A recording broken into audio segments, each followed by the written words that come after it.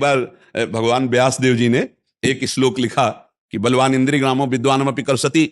इंद्रियां बड़ी बलवान है जो बड़े बड़े विद्वानों को भी खींचकर भ्रष्ट कर देती है। इसलिए एकांत में अपनी बहन के पास बहुत समय तक नहीं रहना चाहिए, अपनी बेटी के पास भी बहुत समय तक नहीं रहना चाहिए, और पुत्र जवान हो तो एक सैया पे एकांत में मां को भी नहीं लेटना चाहिए।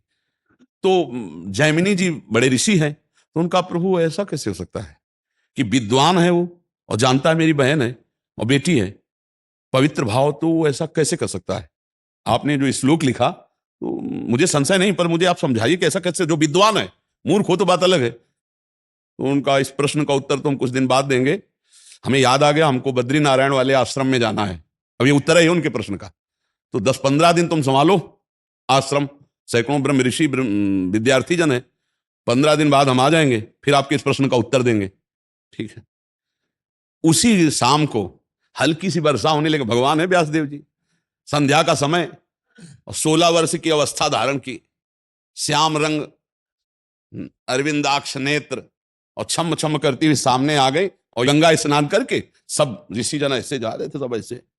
तो जैमिनी जी के पास आई और कहा, भगवान रात्रि का समय आने वाला है, बड़ा भयावह है, मैं अपना घर भूल गई हूं, आज रात्रि अपने आश्रम में आप जगह दे देंगे क्या? उनका नहीं, गुरुदेव बाहर गए हुए हैं और सख्त आदेश है, ब्रह्मचारियों का स्थान है, यहाँ स्त्री प्रवेश निषेध। प्रभु स्त्री की बात नहीं है, मैं आपकी शरण में हूं, मेरी जान का खतरा है, मैं अकेली हूं जंगल में, और शरणागत के लिए तुम्हारे गुरुजी ने समझाया कि शरणागत की रक्षा करनी चाहिए।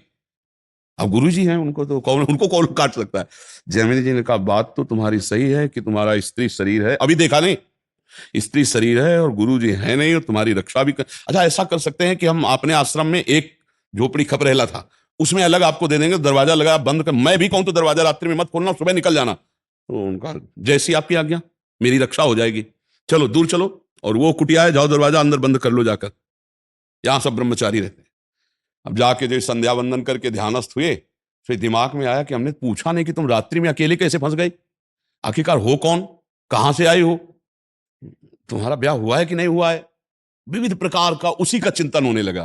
तो ध्यायतो विषयान पुंसात् संगास्तेषु उपजायते संगात् संजायते कामः कामात् क्रोधो विजायते क्रोधात् भवति सम्मोहा सम्मोहा स्मृति विभ्रमा स्मृति भ्रंशात् बुद्धिनाशो बुद्धिनाशात् प्रणश। पहला रोग शुरू हो गया, ध्यान।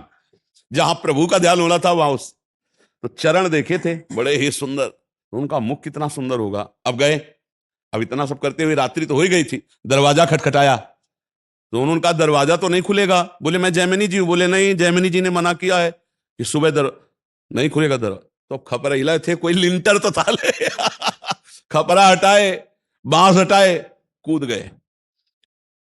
देखा तो वो सुंदर रूप, क्योंकि भगवान ने धारण किया था, श्याम रंग, छटा छा रही थी एकदम, इंद्रनीलमणि कांति, नव यौवन अवस्था, देख के मुग्ध हो गए। अब सब पूछना भूल गए कि तुम कहां से आई हो, क्या कुछ नहीं पूछा, तुम्हारा ब्याह हुआ है? नहीं। तो तुम ब्याह कर सकती हो? हाँ। हमसे कर सकती हो? बोले आप जैसा ऋषि मिले तो फिर क्या कहना, ब्याह तो कर ही लेगी। तो उनका, फिर ब्याह कर लो हमसे। तो उनका शर्त है, जहां आप स्नान करने गए थे वहां काली जी का मंदिर है, वहां तक अपना मुंह काला करो, हमें पीठ में बैठा लो और वहां तक ले चलो, फिर वो आम जयमाला डाल देंगी तुम्हारे। तो सोचा अंधेरे का मामला है, बोले ठीक है। काम कितना प्रबल होता है, मुंह काला किया, पीठ में बैठा ला, घुटने के बल चले, जब वहां पहुंचे तो 2 थप्पड़ मारे। तब उन्होंने देखा तो भगवान व्यास देव जी ने कहा, श्लोक गलत है कि सही? बोले गुरुदेव सही है, क्योंकि इतने बड़े विद्वान जैमिनी ऋषि, तो बोले तुम्हारे लिए तो संपूर्ण जगत, जननी के भाव में देखो या बेटी के भाव में देखो या बहन के भाव में देखो, तुम्हारा भाव क्यों बदल गया? इस श्लोक में लिखा है कि गलत है कि? बोले गुरुदेव पक्का सही, अब कभी दूर रहा। तो ये बात है कि बड़े बड़े विद्वानों